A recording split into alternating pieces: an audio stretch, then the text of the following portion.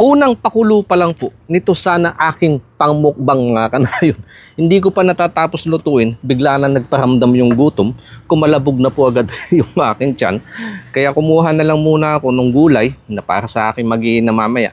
Kalabasa at saka bunga ng malunggay, pinakuluan ko lang po yan sa kamatis na may sahog na pritong tilapia. Saka mayroon din po yung kaunting kabuti para lang maibsan yung sapdi ng tiyan na nararamdaman. Lord, thank you po sa food ngayong araw. In Jesus' name, Amen.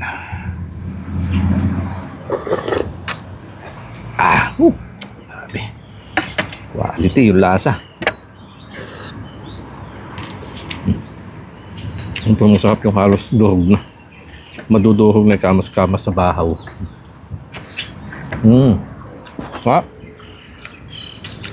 Pumitas na din po pala ako ng mga possible kong pechay. Dahil nga, kasi ito sa masarap tilawin.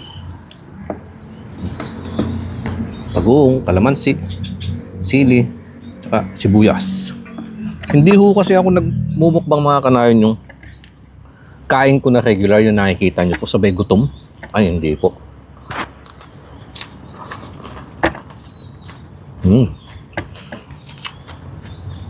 Kasi after po ng ganung mukbang, ang hapdi sa tiyan, yung nabibigla ba?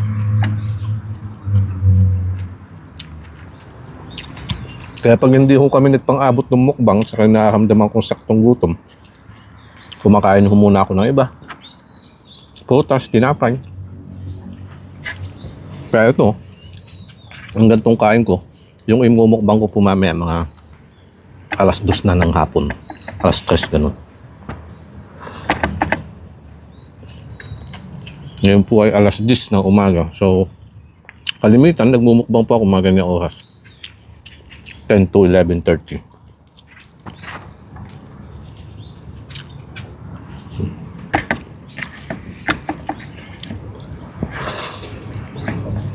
Aha. Pero talaga, pag may kabuti ng ulam, magkakaroon ng sariling dagdag lasa yung sabaw.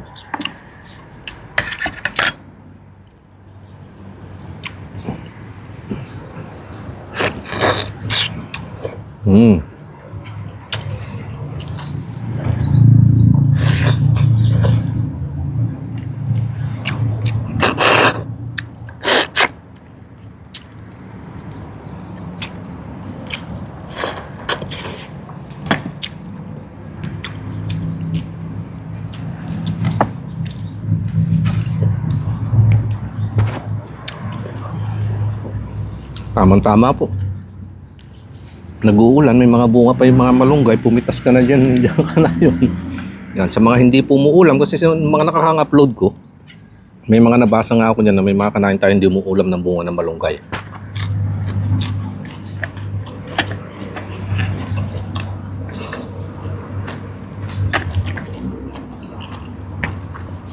Pakuluan mo na din na sa kamatis.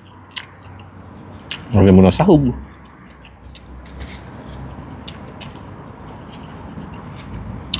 Ipakbit mo, o kaya sardinas. Ayos na yan.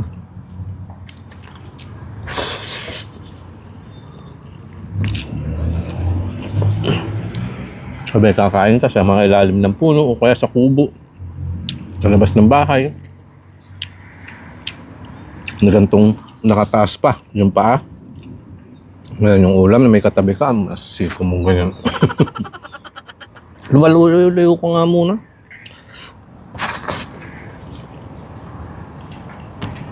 Joke lang. Okay. Biro lang naman po sa atin yun na kapag masarap nga daw yung ulam, maisiko mo yung katabi mo.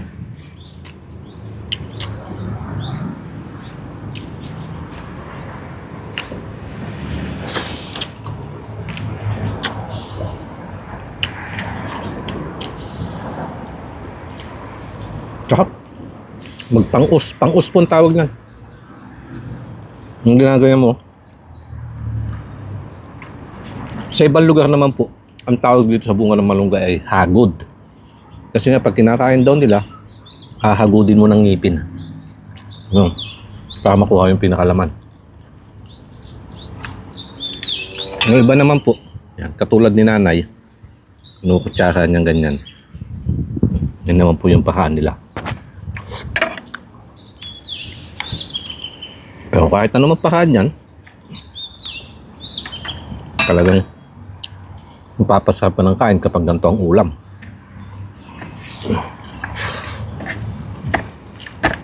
At kung magugulay ka, dati ang kinukuha ko po yung maliliit. Yung halos bubot parang sitaw. Pero napagtanto ko po, nung napadpad kami dito sa Thailand, mas masarap yung ganyan medyo magulang. Mas makapal po kasi yung kanyang laman. Tsaka yung kanyang buto.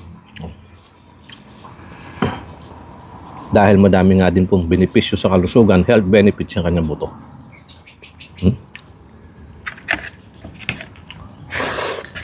Sarap. Masyado nang napapadami ng kwento ang inyong kanayon. Dito ko na po muna tatapusin. At ito tuloy ko lang itong aking mukbang. Maraming salamat po. Dano muna kayo. Kain po tayo.